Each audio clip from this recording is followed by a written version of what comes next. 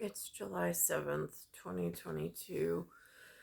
I'm not feeling well today. My back kind of hurts, which scares me of kidneys. I don't know if those, after I read the warning, after I found out by accident what's being sold in the local area as far as powdered shakes go. And here's the other thing. Um, I went with Lewis today, my father. We're here in this pattern. I went with him local in New York. He took me by car to a store, a brand store that they call Target, but in Queens. Usually I like the one in Long Island, but we went to Queens. Lewis is trying to stay, whatever. So we went there. Um, and I wanted to look for the specific soap because what's going on for me today when I woke up, most important thing, my skin felt like it was crawling. Now, from my schooling in medical microbiology, there is motile nanotechnology that they call microbiota, um, that float in the air. They crawl on the skin. They grow in the bathroom. I took the class on it, and it's a concern of mine only because I was in the laboratory and looked um, at, in like a histology type of a way, under the microscope with stains and so on and so forth, in-depth analysis. So now today I wake up. I don't have any of my manuals. Again, that's the stuff that Linda's thrown out, but my skin feels like it's crawling. So, of course, for me, I'm like, okay, just self assess, just be mindful. So, I'm working on body mechanics this morning of my foot and knee placement for joint, um, and for cardiovascular as I'm trying to get my body machine back in working order and homeostasis, and get the pollutants out, um, that I accidentally intoxified myself with this new warning that's on this label that I didn't realize until I was at the end of this, whatever.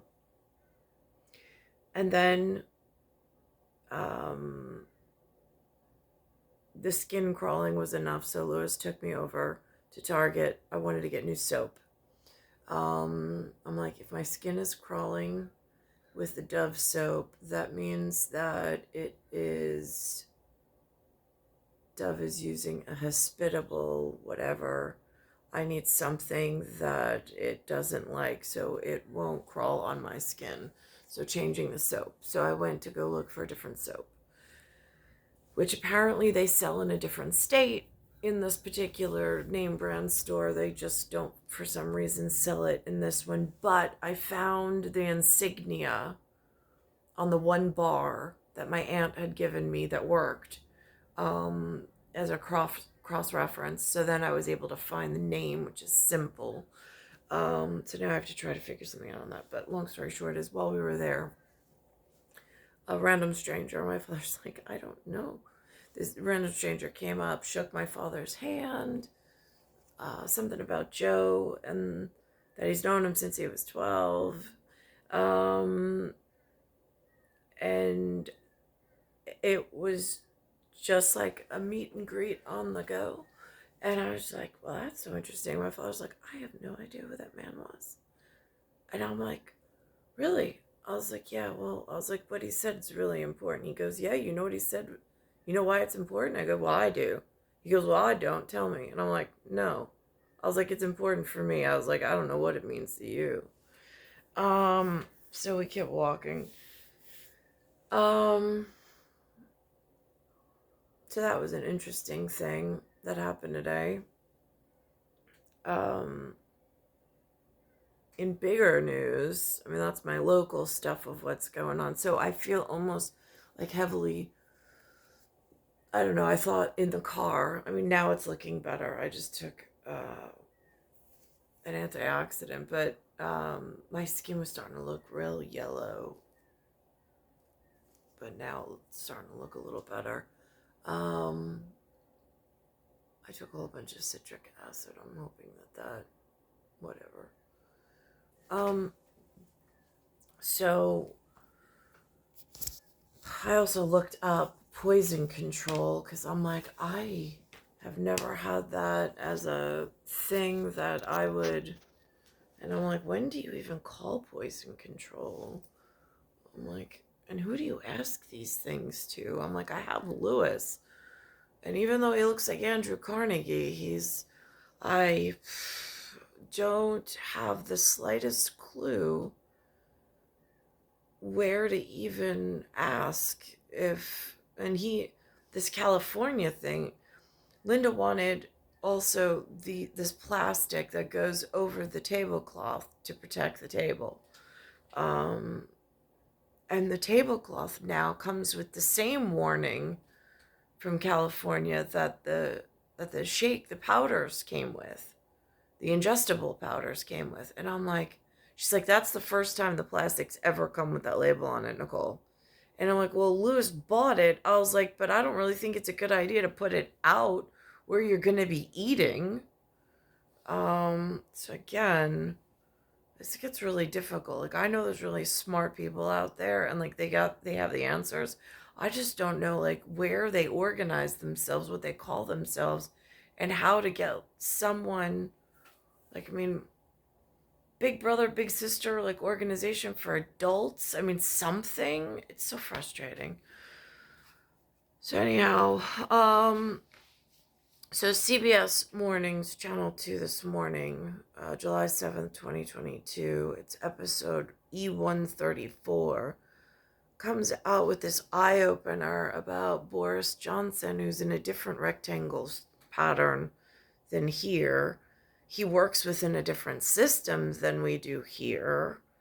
And it was sponsored. It's a CBS Morning at ... 48. It's a CBS Mornings eye opener and then progressive. Then I boxed out these key words that I heard them say, which was Downing Street, Boris Johnson, Parliament, UK Prime Minister. I put that within its own box of reality because I have no idea what it really means. They don't teach it here. In school, in elementary, middle, and high school, I did not learn these words. Were not familial, like household words or names. Then there was 1.14.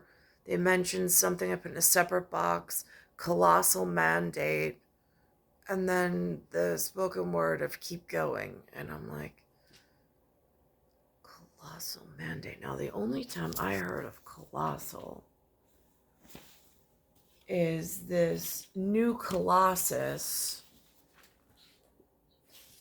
with the Statue of Liberty being a gift from, the rumor mill told me it was Paris, but it sits on an Ellis Island, which I thought was a different, closer to Constantinople reference, but again, I can't really get a straight story out of the humans.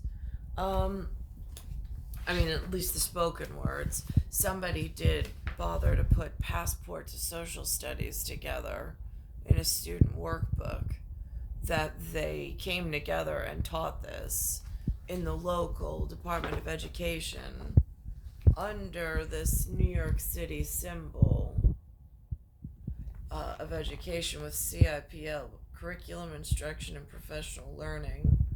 I don't know who's involved in that. And it says in here, The New Colossus by Emma Lazarus. It's a poem, it says, a poem.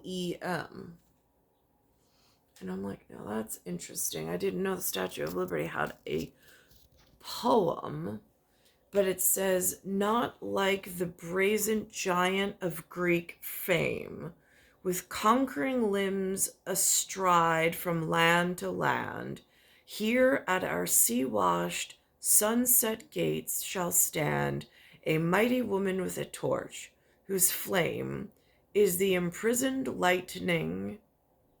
The imprisoned lightning. With this over my head, by the way, at the moment, all this prism, Prysm. A mighty woman with a torch, whose flame is the imprisoned lightning, and her name Mother of Exiles.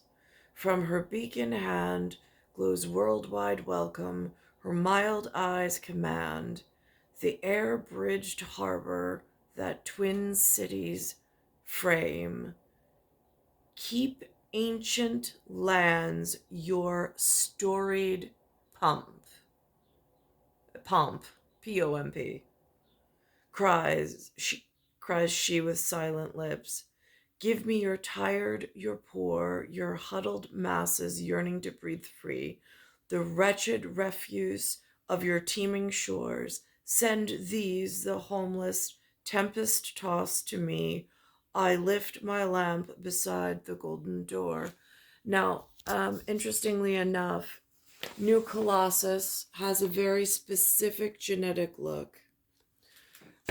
Colossus also has a very specific area map.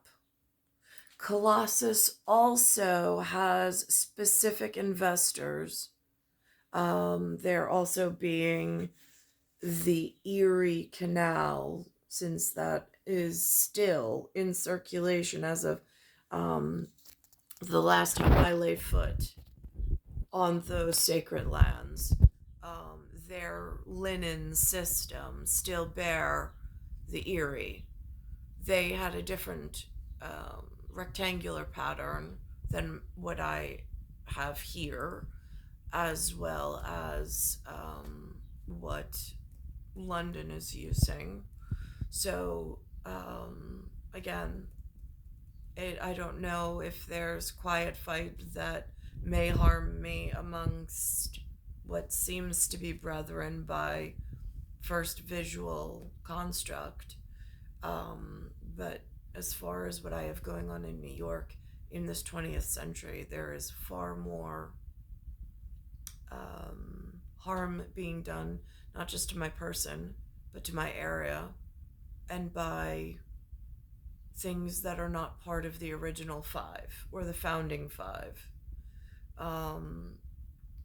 And it seems to be a cause for local problems, and it's an increasing concern as the years go by, and as these non-agreed upon something seems to be growing rather than shrinking. So there's that. But that's the only time I've ever heard Colossus, when someone such as a Boris Johnson mentions a colossal mandate. I don't know from whom, but I don't know again if the separation is partly induced by this commercial airline industry or industrial whatever that opened a doorway and a pathway to many frightening larger security concerns. It seems that may be the case. It says here at 1.18 breaking news. Now it says that Borris steps down, according to my visual reference or visual announcement on the television.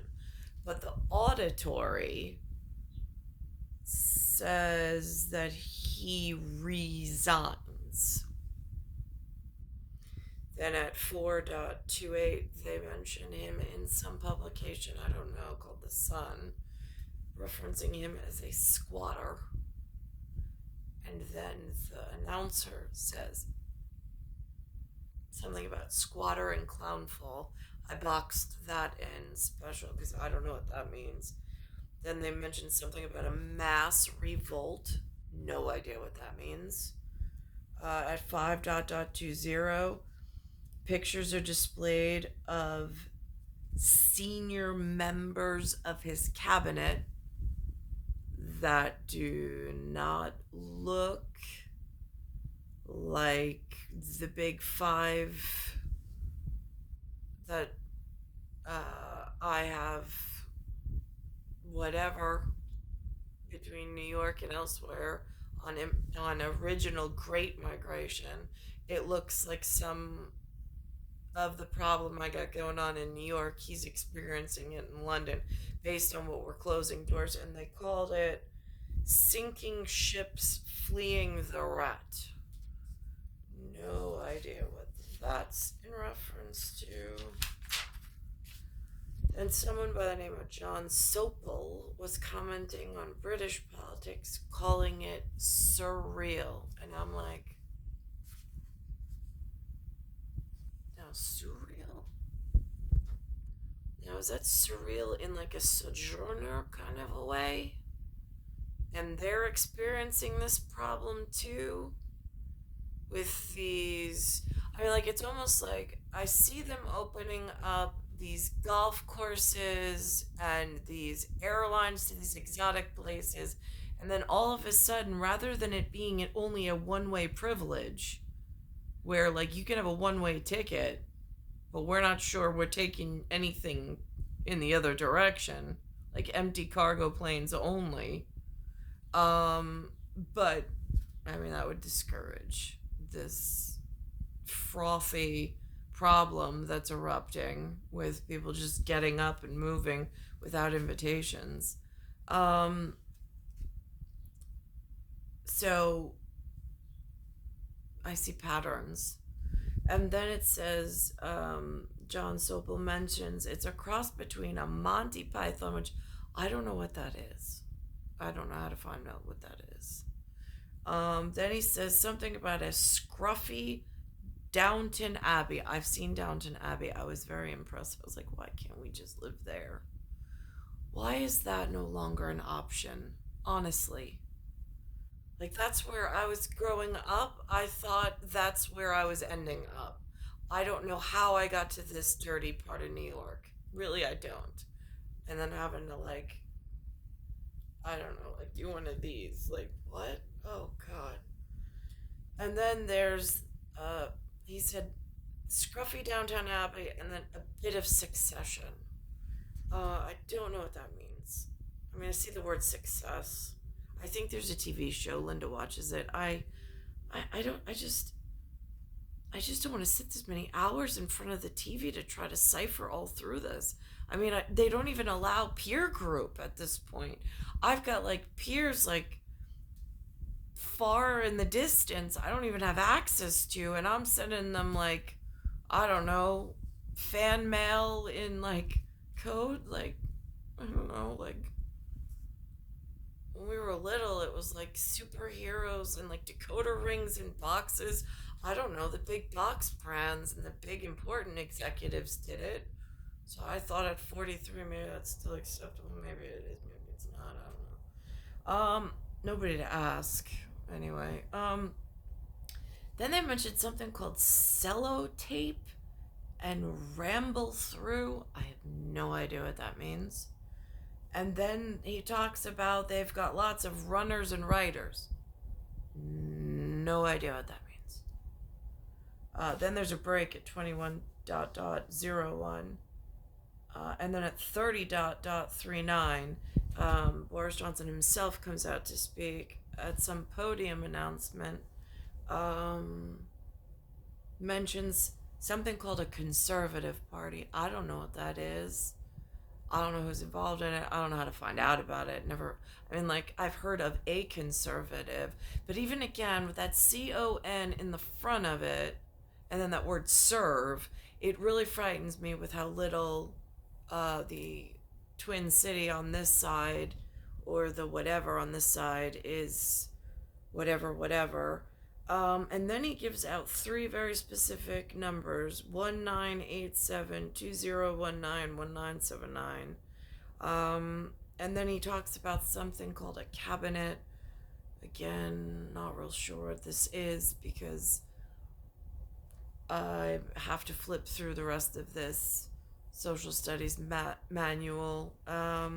He said somebody on his side, they did mention the name Brady, by the way, for Brady Bunch. And then they said something about it would be eccentric to replace government. Again, I don't know what this is all about. Seems important, but I don't really have like a local whatever. Then it's at 34.33. It says that the herd instinct is powerful. When it moves, it moves. And it mentions of Darwin. Now, this is interesting because the only thing I've ever heard of Darwin on my side of the ocean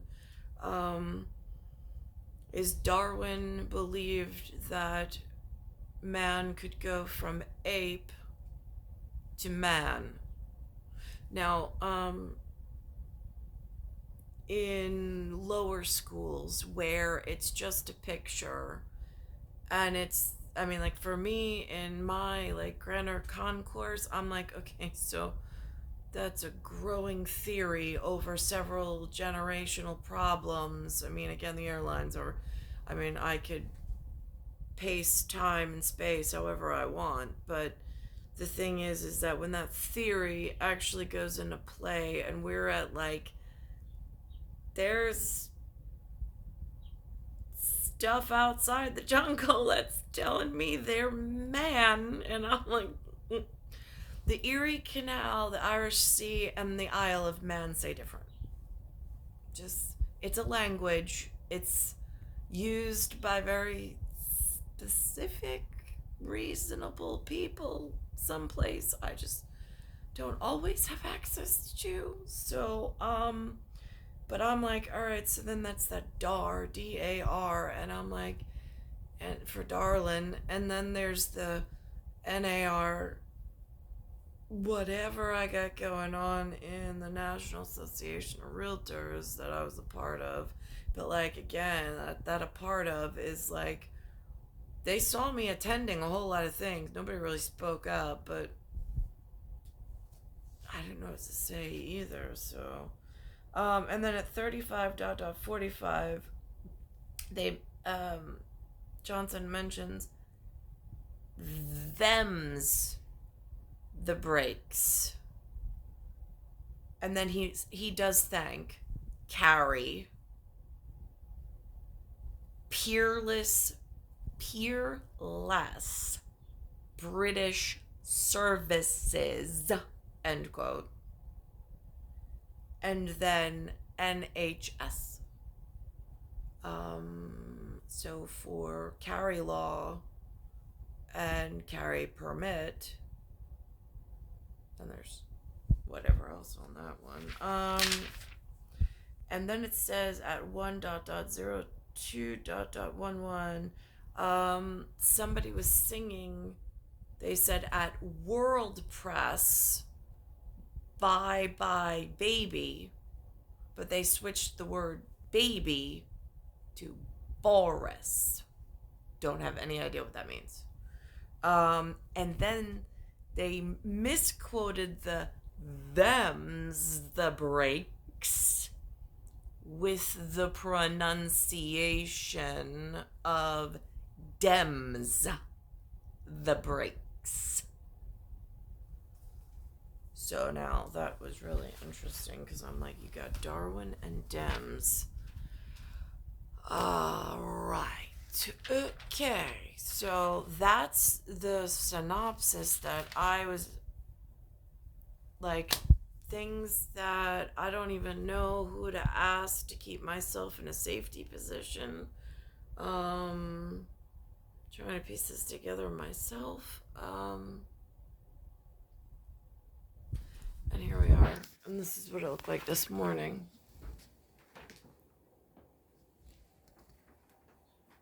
for most, but in the afternoon.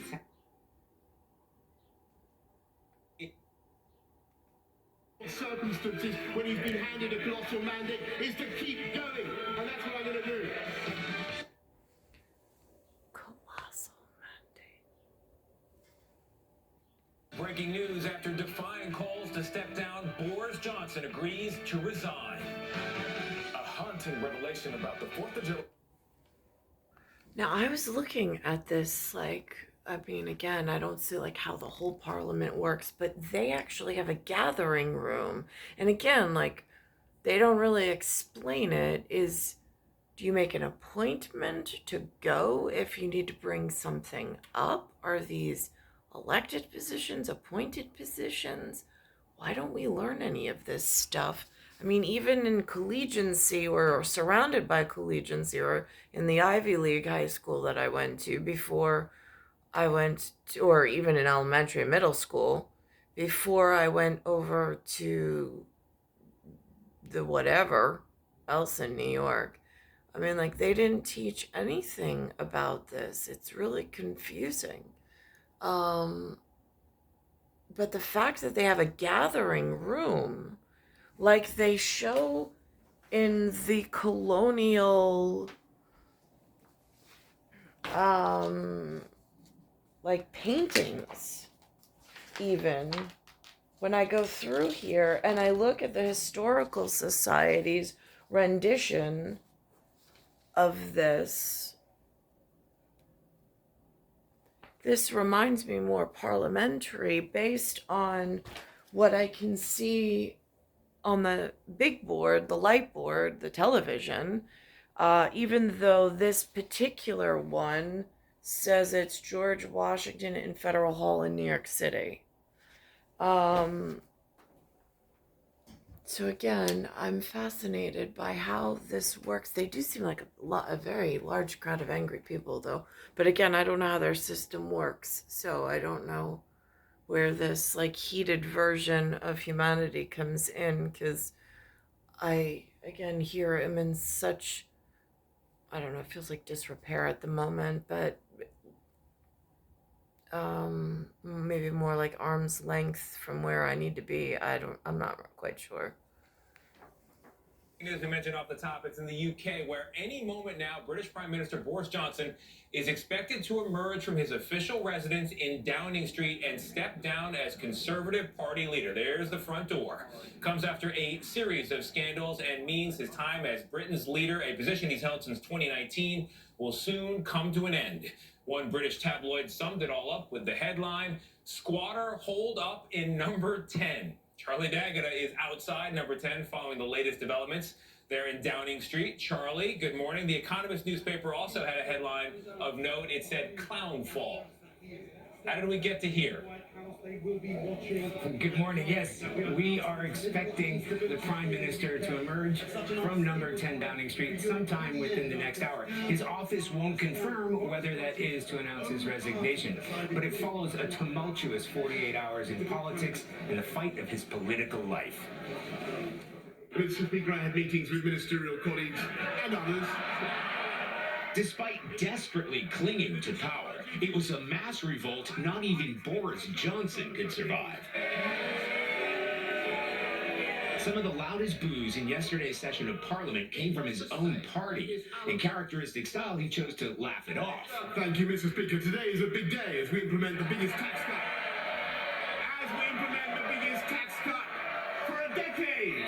Opposition leader Keir Starmer was having none of it. Anyone quitting now, after defending all that, hasn't got a shred of integrity. Mr. Speaker, isn't this the first recorded case of the sinking ships fleeing the rat? A reference to dozens of Johnson's ministers resigning, including senior members of... I'm looking very clearly, and there's a very distinct population that looks more like him, does not look Irish. And I should mention, I did visit Ireland. My family, when I was younger, was kind enough to take me from coast to coast in Ireland, driving up and down the shoreline. We saw lots of different towns of Irish people, some mostly from afar, but we also went to like taverns and bed and breakfasts and things. It was a longer stay. And I did not see anything like this in Ireland. So, under that, same thing with Italy. Although Italy seemed to be a little bit more congested when I did go in 1990s, a little more sloppy. They didn't look congruently one genealogy or another. And then there's Sweden, Germany,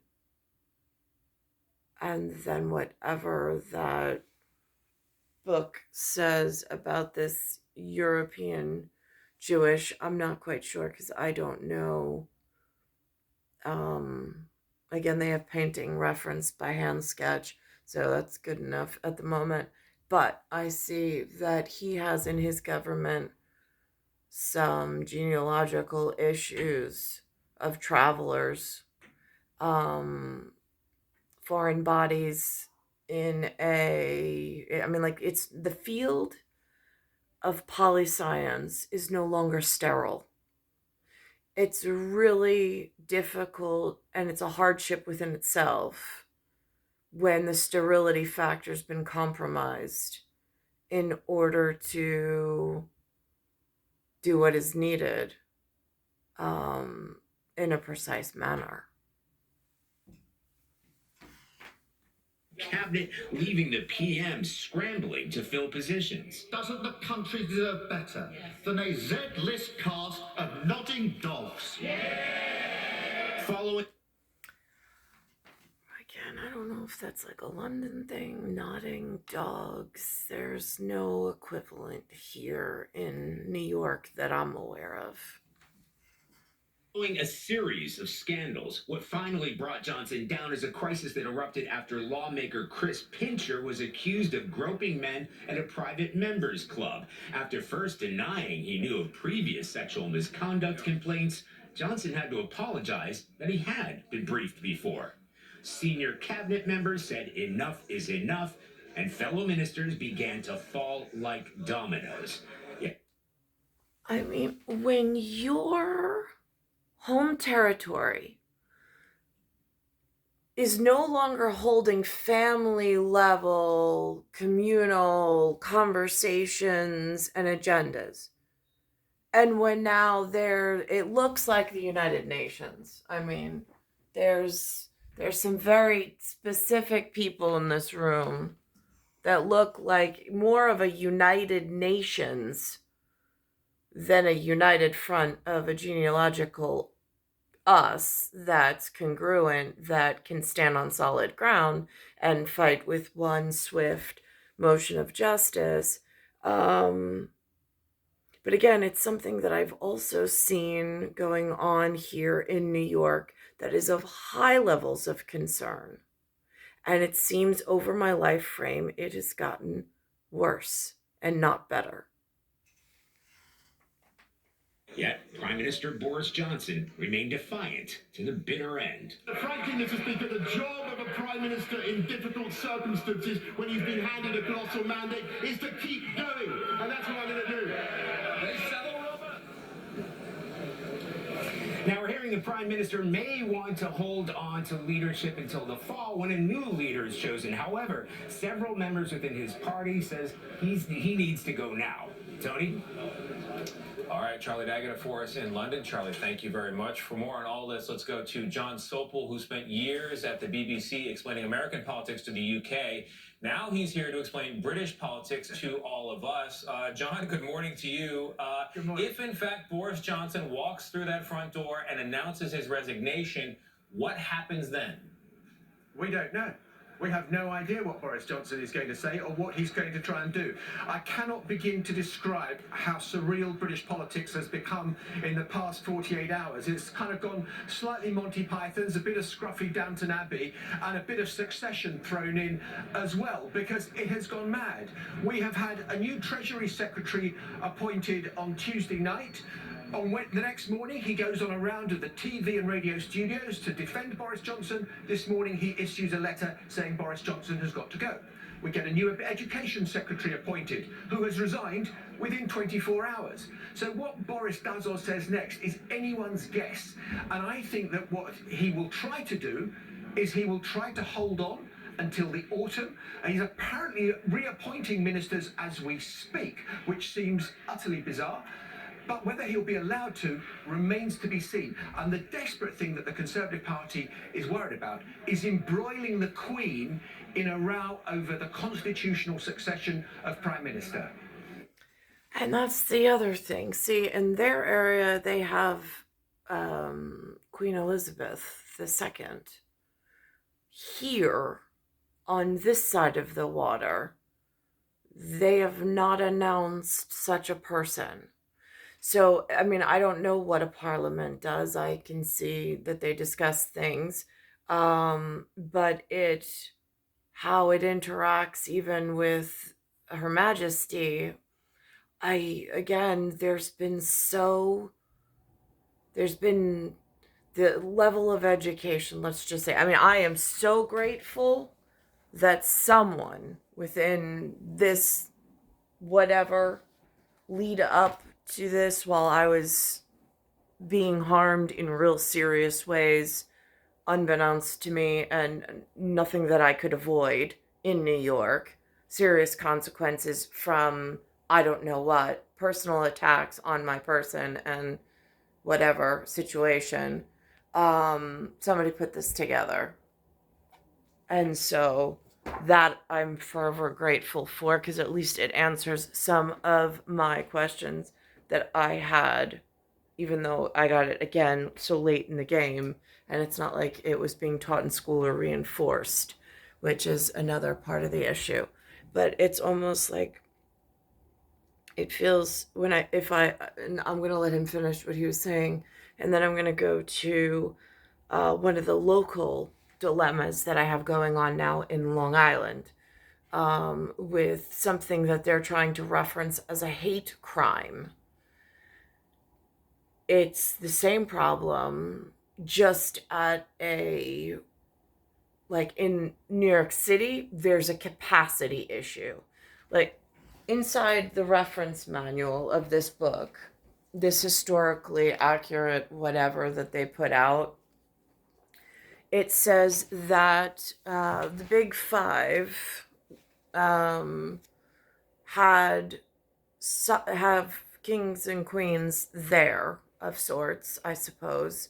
They said that when the people were banished, meaning that they were at their capacity for whatever their allowance was for land, for farming, for non-warring with each other, if they had an influx of population, they then had to send their whatever, and that's how that immigration started. So, or at least according to this text, which makes sense, except in this area, specifically this New York and this Schenectady, Erie Canal, that kind of area that they call the state of New York, it has a very specific land allowance for what the five were, that where they come from genealogically and ancestrally. There's a cross migration program, and it lays and details it out with the Great Migration inside of here.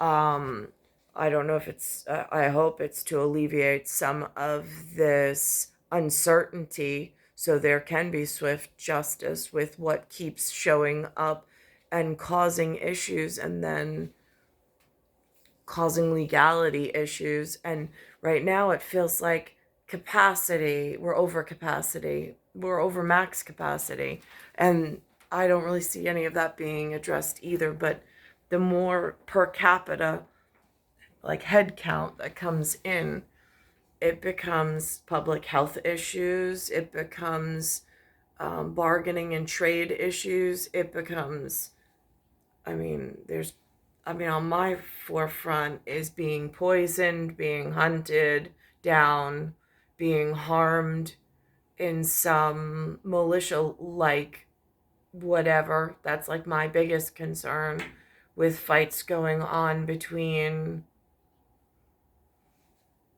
things that are here that I don't know how they got permission to be here, and I don't know who to ask.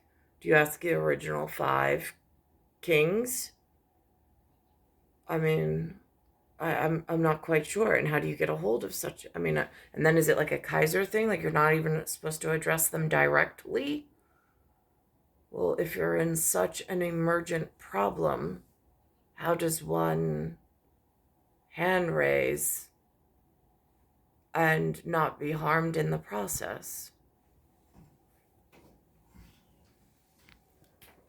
Yeah, Boris, there are many Boris Johnson quotes that come to mind at a moment like this. One in particular, his philosophy on resignation. He was asked about it back in 2015, 2016, and he said he preferred to sellotape everything together and kind of shamble through. So we'll see if that is in fact going to happen.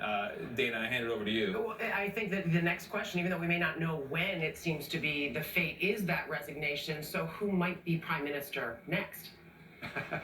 You're going to wish you hadn't invited me on the television this morning, because I can say, I don't know.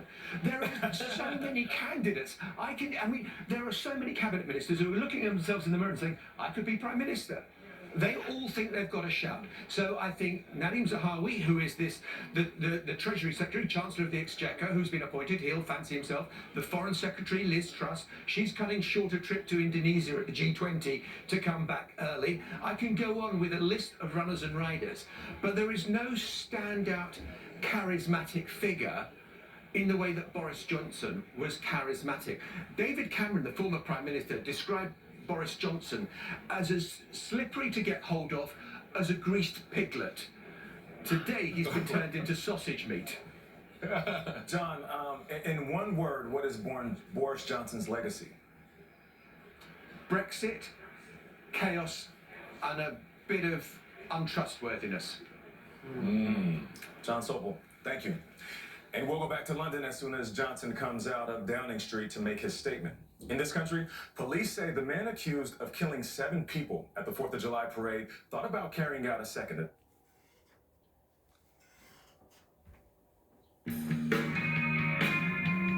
Welcome back to CBS Mornings. You are looking at a live picture of the door to number 10 Downing Street, official residence of the British Prime Minister. And as of this moment, 7:30 Eastern Time, that Prime Minister is Boris Johnson. He of the rumpled suit and messy hair. He's expected to walk through that door and resign as Conservative Party leader and leader of his nation any moment now. Not known for punctuality, not known for a firm grasp of names and details, an entertaining politician, much like some we've had on this side of the Atlantic. For more on the atmosphere of anticipation there in London, let's go to Charlie Daggett, who is in Downing Street. In fact, no, Boris Johnson, Good afternoon, who everybody. his hair, is about to speak. Let's listen Good in. afternoon. Thank you. It is clearly now the will of the Parliamentary Conservative Party that there should be a new leader of that party and therefore a new Prime Minister. And I've agreed with Sir Graham Brady, the chairman of our backbench MPs, that the process of choosing that new leader should begin now. And the timetable will be announced next week. And I've today appointed a cabinet to serve, as I will, until a new leader is in place. So I want to say to the millions of people who voted for us in 2019, many of them voting Conservative for the first time, thank you for that incredible mandate, the biggest Conservative majority since 1987, the biggest share of the vote since 1979. And the reason I have fought so hard in the last few days to continue to deliver that mandate in person was not just because I wanted to do so, but because I felt it was my job, my duty, my obligation to you to continue to do what we promised in 2019. And of course, I'm immensely proud of the achievements of this government, from getting Brexit done to settling our relations with the continent for over half a century, reclaiming the power for this country to make its own laws in Parliament, getting us all through the pandemic, delivering the fastest vaccine rollout in Europe, the fastest exit from lockdown, and in the last few months, leading the West in standing up to Putin's aggression in Ukraine. And let me say now to the people of Ukraine that I know that we in the UK will continue to back your fight for freedom for as long as it takes. And at the same time, in this country, we've been pushing forward a vast programme of investment in infrastructure and skills and technology, the biggest in a century, because if I have one insight into human beings, it is the genius and talent and enthusiasm and imagination are evenly distributed throughout the population, but opportunity is not. And that's why we must keep levelling up, keep unleashing the potential of every part of the United Kingdom. And if we can do that in this country, we will be the most prosperous in Europe. And in the last few days, I've tried to persuade my colleagues that it would be eccentric to change governments when we're delivering so much, and when we have such a vast mandate, and when we're actually only a handful of points behind in the polls, even in mid-term after quite a few months of pretty relentless sledging, and when the economic scene is so difficult domestically and internationally. And I regret not to have been successful in those arguments, and of course it's painful not to be able to see through so many ideas and projects myself. But as we've seen at Westminster, the herd instinct is powerful. When the herd moves, it moves. And now, interestingly enough, on my Facebook the other day, which I did forward directly the link and put it on my Facebook, somebody had put up on my feed a herd of elephants with a baby elephant that was stuck upside down in some kind of something, some kind of cement, whatever. And lions were coming towards because they heard the baby elephant in danger. And the clip goes through the emotions in the herd, and you can see them trying to get the baby elephant out, and then all of a sudden it doesn't, and then they're coming back and forward, and they're trying to keep the lions away, and there was like this bit of tension in there. I did put that up because I am in New York, and from a New Yorker perspective, it's just how I feel in this particular section of the galaxy. my friends in politics. At a planetary, I would say it would be my portion of, or my sights of Jupiter from Jurassic Park, in some form of relation that makes no sense to anybody except for most likely Mickey Sticker Club. No one is remotely indispensable, and our brilliant and Darwinian system will produce another leader equally committed to taking this country forward through tough times, not just helping families to get through it, but changing and improving the way we do things, cutting burdens on businesses and families, and yes, cutting taxes, because that is the way to generate the growth and the income we need to pay for great public services. And to that new leader, I say, whoever he or she may be, I say, I will give you as much support as I can. And to you, the British public, I know that there will be many people who are relieved, and perhaps quite a few who will also be disappointed. And I want you to know how sad I am to be giving up the best job in the world. But them's the breaks. I want to thank Carrie and our children, all members of my family who have had to put up with so much for so long.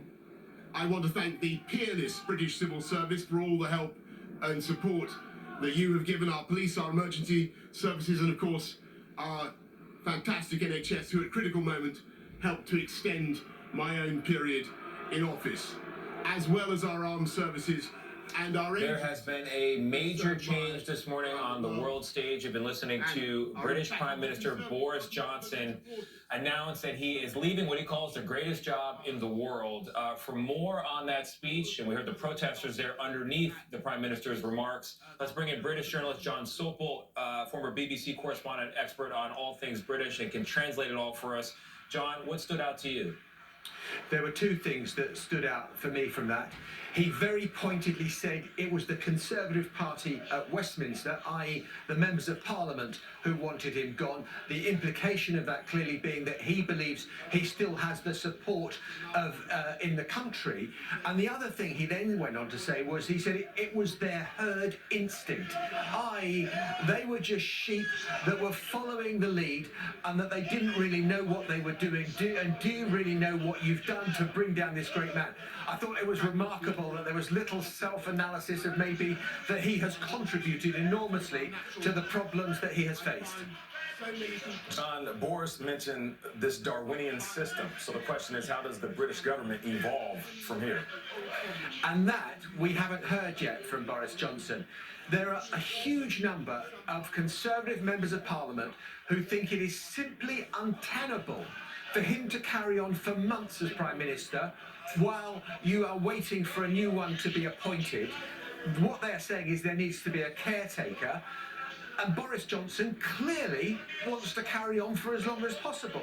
And that is why today, I mean, I thought yesterday was the maddest day I've ever seen in British politics. I'm now thinking that today is even more nuts, because Boris Johnson, without any authority, having announced that he's resigning, is trying to appoint ministers to take up positions.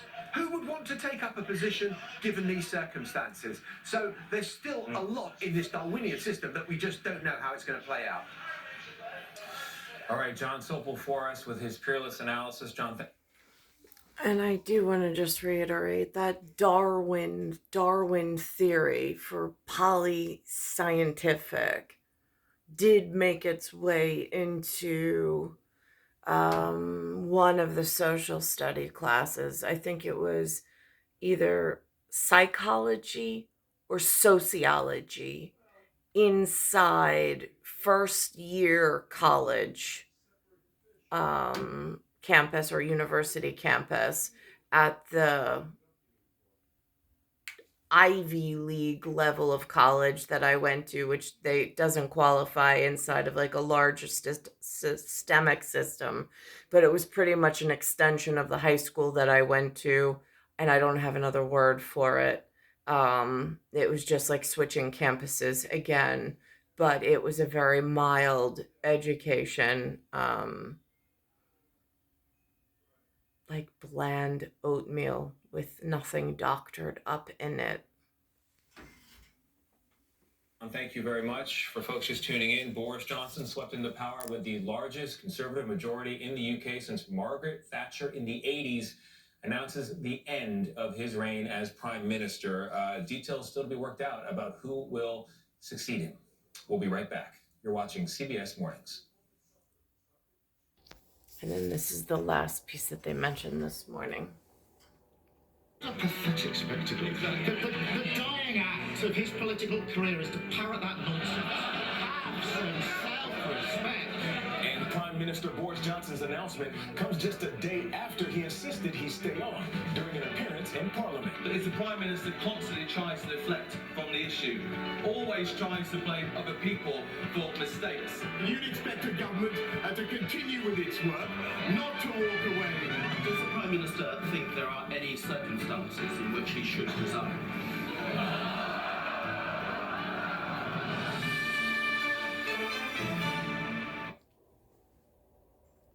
Now in New York, this is what I have going on at 4 o'clock this afternoon. Coded COVID alert system, calling it an old weapon that is ill-equipped to deal with the recent wave of new variants. The color-coded system was fighting an old war, and as COVID shifted, it became a new war. So we're not going to hold on to something that's an old weapon merely because we had it. No, we're going to create new weapons to fight this new war. Well, one of those new weapons, a new What war is that exactly? I'm just curious because there's been no. I mean, Putin said he has no war with Ukraine. But I have no idea what that man, being mayor of New York City, is speaking on. What war? You mean biological warfare that's going on right now in New York? I'm just curious because it's not something that they come out and pronounce. They're not saying it's wartime. They say things when it's convenient on the communal board. But otherwise, Lou and myself are kept in the dark. There's nobody calling with updates. There's no participation level. There's no entryway to find the functioning parts of New York City at the moment to keep someone like myself and my son safe. There's no access to that. Now back to, that was the mayor talking about some color-coded system. I have no idea what that is. Again, I have no access to it. I'm sure that the professionals do. I'm hoping, but I have no confirmation of that. Then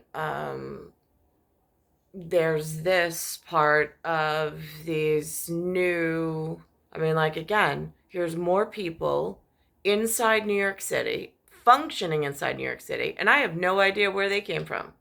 No idea at what time they migrated here or what, it's legal occupation according to the original 5 agreed upon migrants or immigrants and what their very distinct heritage and genealogy look like.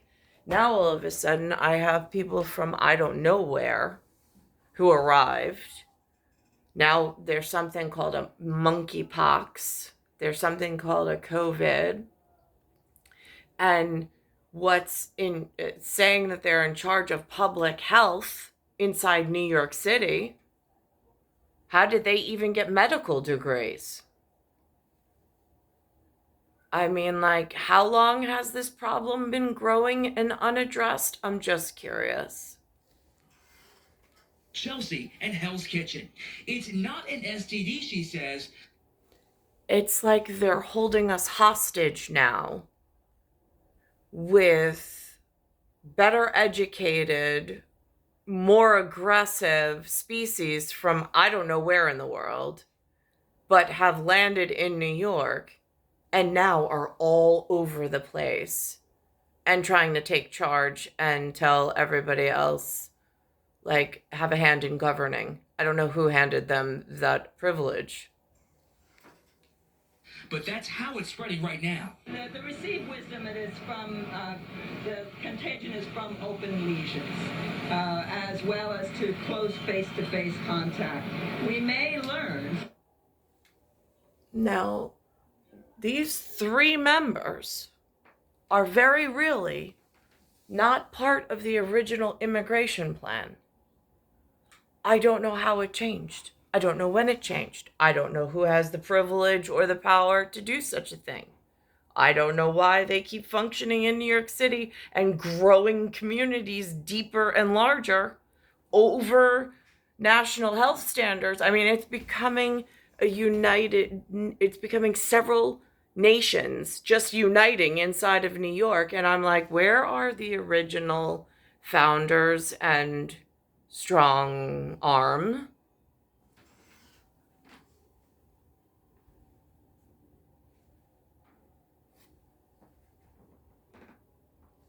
And where are their original geography? Because I'm pretty sure the 5 labels that I have, that's not their origin story. that there is also asymptomatic spread in this outbreak. Now demand is off the charts. We saw long lines at this pop-up clinic in Chelsea 2 weeks ago. Now it's by appointment only. But minutes after going live last night, the city... Again, it's biological warfare. I mean, I don't know what else to call it. It concerns life sciences and biology. It's a form of warfare. It's genetic testing on open public. Somebody's letting the infectious disease in through some transmitter, and then it's getting out, and then it's becoming a citywide issue, which is why I stay closer to home, because I really don't want these communicable diseases. I don't even want to be in an or anywhere near the epicenter of all this genetic testing and biological and sociological warfare. Without even getting into detail, there was some mass shooting in Buffalo a few weeks ago. Now there's a mass shooting somewhere else, and can't remember where. Now this one says that there's a shooting somewhere in Virginia. Let's see what these people look like. Fireworks show was being held. Police, the FBI, and Department of Homeland Security investigated and arrested 2 men. 52-year-old Julio. One phone call saved numerous lives on the 4th of July. And again, here's this growing thematical problem on the Northeast coast. This happens to be in Richmond, in Virginia. Here's a commercial where they acknowledge the airborne nanotechnology that they use this code word dust, D-U-S-T. But when it makes your skin crawl, or it starts growing in the bathroom or the bedroom, or you put your clothes on and it starts, it's more than just, it's in sterility in the field. Here, they make mention of it. See these white spectacles or white particles, the particulate? But then they acknowledge it, and then they make it like it's a sales pitch to sell more products. Hoping, I don't know what. That, day and night. That's when we started using Swiffer. In just a few minutes, Duster captures dust before it gets airborne. It traps and locks dust in one swipe. Yes. Now, I don't know. I lived in other places, and there are times where there is more dust that accumulates in the area. They call it environmental pollutants than at other times. And I have no idea when it arrives and when it's going to be a problem. Now, this happened. It's something about a Georgia Guidestone. There's a big mystery around how some guy with a suit full of cash had them put up. Somebody blew it up last night. Georgia. Surveillance video shows the explosion at the site of the Georgia Guidestones overnight in a town outside Athens. One of the 4 granite panels was reduced to rubble. Officials say they demolished the rest of the structure for safety reasons. The 19-foot-tall mysterious granite slabs were in place for more than 40 years. A car was last seen in the area at the time of the blast, but at this point, nobody has been arrested. Sandra Lindsay, the New York nurse. 40 years.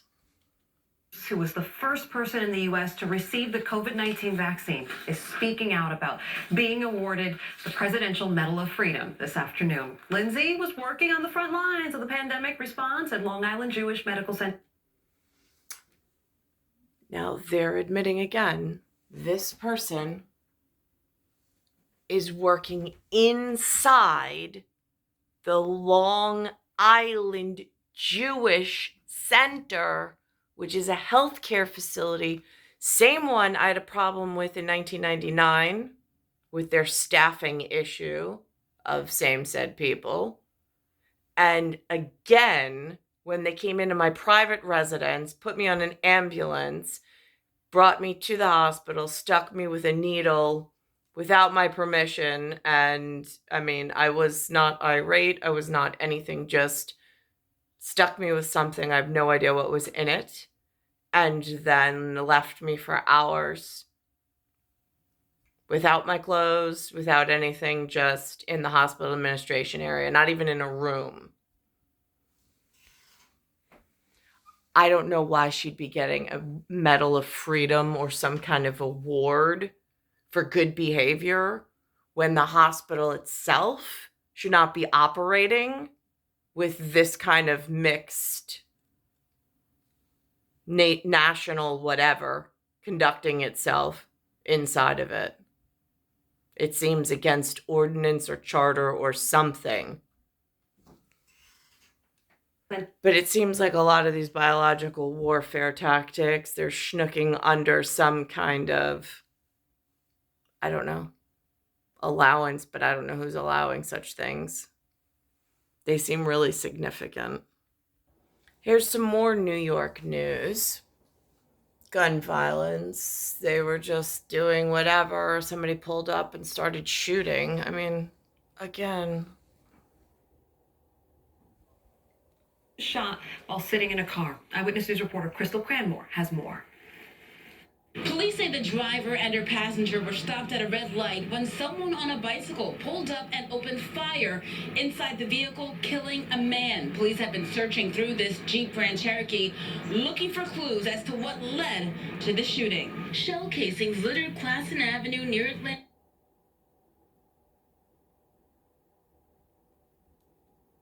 Stop shooting yourself.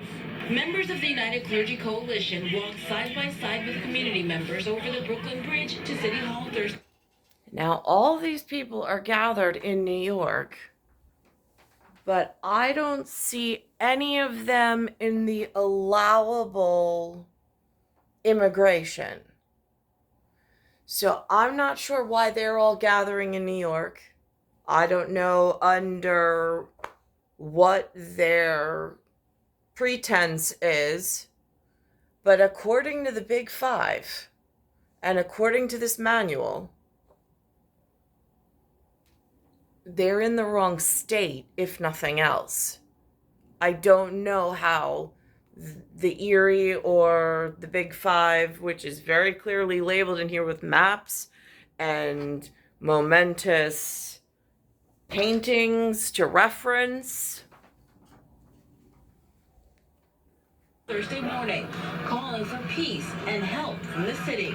We would like to see the mayor fund faith-based programs so we can help some of the youth that are in our city. If you don't get them at an early age, the leaders of negativity will. Dozens of people, including members of law enforcement, also joined the Jericho March. Leaders first. They call it a Jericho March. I'm not real clear what that is. I don't have a definition on that word.